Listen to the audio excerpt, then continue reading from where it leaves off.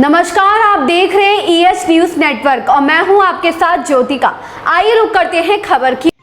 अम्बेडकर नगर पहुंचे सुहेल देव भारतीय समाज पार्टी के राष्ट्रीय अध्यक्ष ओम प्रकाश राजभर ने एक बार फिर जहां भाजपा से अपनी नजदीकियों की बात से इनकार नहीं किया, वहीं सपा सरकार में गुंडाराज की बात करते हुए कहा, जैसे बिहार के जंगल राज की बात होती है वैसे ही सपा सरकार के गुंडा राज की बात होती है।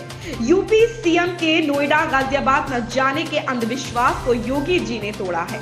सुहेल देव भारतीय समाज पार्टी के राष्ट्रीय अध्यक्ष ओम प्रकाश राजभर कार्यकर्ताओं की बैठक करने आए थे, जिसके बाद पत्रकारों के सवाल का जवाब देते हुए कहा कि अखिलेश यादव कानून व्यवस्था पर सवाल उठा रहे हैं, लेकिन उनकी सरकार में सपा वाले थाने से अपराधी को छुड़ाकर लेकर चले जाते थे। जैसे बिहार में जंगल राज की चर्चा होती थी वैसे ही सपा सरकार में गुंडा राज की चर्चा होती है। उन्होंने कहा कि हम योगी को बार बार मानता हूं, जिन्होंने लंबे समय से चले आ रहे अंधविश्वास को तोड़ा, जो अंधविश्वास मायावती और अखिलेश यादव सब मानते थे। गाजियाबाद नोएडा कोई भी सीएम नहीं जाता था, क्योंकि माना जाता था कि जो जाता था वो रिपीट नहीं कर पाता था, लेकिन योगी जी ने वहां का दौरा किया और रिपीट भी किया। भाजपा के साथ गठबंधन करने की बात पर उन्होंने कहा कि दोनों की विचारधारा एक है, सिर्फ रास्ते अलग अलग हैं। राजनीति में संभावनाएं हमेशा बनी रहती हैं। कभी कोई सोचा था कि बीजेपी भाजपा का गठबंधन होगा, लेकिन हुआ। बिहार में लालू नीतीश का गठबंधन हुआ, यूपी में सपा बसपा का समझौता हुआ। गठबंधन की संभावना हमेशा बनी रहती है। चुनाव से 4-5 महीने पहले ही गठबंधन होता है, अभी बातचीत चल रही है। गवर्नमेंट पे ये आरोप लगा है कानून व्यवस्था खराब है, कानून व्यवस्था ध्वस्त हो गई। अखिलेश के जमाने में कौन ठीक रहा? थाने से तो अपराधीन के छोड़ा के सफाई लेके चल जाए। सबसे ज्यादा जैसे बिहार में लालू के जंगल राज का चर्चा रहा, वैसा यूपी में सपा का गुंडा राज का चर्चा रहा। हम तो योगी जी को देखिए बार बार मानते हैं कि एक अंधविश्वास जो देश में अंधविश्वास मायावती जी को था, अखिलेश जी को था, उस अंधविश्वास को योगी जी ने तोड़ के दिखाया।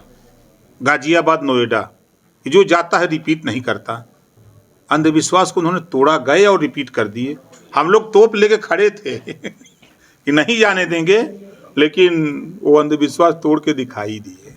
सर, महिला हक अधिकार पर मुख्य फाउंडेशन का सह अध्यक्ष बनाया गया है, क्या भाजपा में ज्वाइन कर रहे हैं आप? कब तक? ये ऐसा है ना कि माननीय विधायक बेदीराम जी हैं, इनका काम था, और माननीय ब्रजेश पाठक जी स्वास्थ्य मंत्री हैं और उप मुख्यमंत्री हैं। तो एक काम के लिए हम लोग उनके यहाँ फ़ोन किए तो कहें कि आधे घंटे बाद जो है आप आइए। तो हम लोग करीब 1.5 घंटे बाद गए, तो उनकी मीटिंग लेट चल गई। तो उनकी मीटिंग जो लेट चल गई, हम लोग गए तो मीटिंग हो रही थी। तब माननीय ब्रजेश पाठक जी ने देखा तो बुला लिया, बैठाया, तो कहा कि भाई जो बिना तिथि का आवे वही अतिथि है। तो ये हमारे अतिथि हैं, इनको श्रद्धेय अटल बिहारी वाजपेयी मेमोरियल फाउंडेशन का सह अध्यक्ष बनाते हैं, और 2 शब्द कहे। तो हम भी माइक पकड़ा दिए, तो हम अपना शुरू किए अटल जी के कृतित्व और व्यक्तित्व पर। तो हमने कहा कि भाई माननीय ब्रजेश पाठक जी की पार्टी अलग है, हमारी पार्टी अलग है, इनके रास्ते अलग है, हमारे रास्ते अलग है, लेकिन दिल एक है। अटल जी कहा करते थे कि गरीबों को अगर देना है फ्री, तो शिक्षा और स्वास्थ्य फ्री दो।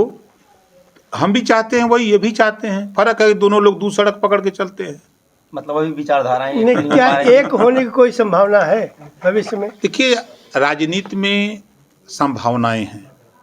कभी कोई सोचा था कि पीडीपी महबूबा मुफ्ती से भाजपा समझौता हो सकता है? वो दौर पैदा हुआ, समझौता हुआ। बिहार में नीतीश लालू, समझौता हुआ। यूपी में बसपा सपा, उम्मीद नहीं थी, समझौता हुआ। तो राजनीति में ये संभावनाओं का खेल है, कब कहाँ क्या होगा। अभी देखिए नया गठबंधन बन रहा है, अब वो गठबंधन उभर के आवे तब आगे क्या होगा। और गठबंधन चुनाव के 4 महीना 5 महीना पहले होते हैं, बहुत पहले गठबंधन नहीं होते हैं।